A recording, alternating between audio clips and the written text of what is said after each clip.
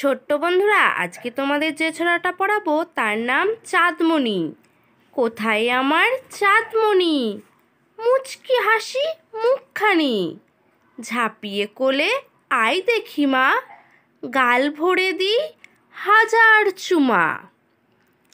পরের ছড়া আমার নৌকা, লিখেছেন যতীন্দ্রমোহন বাগচি।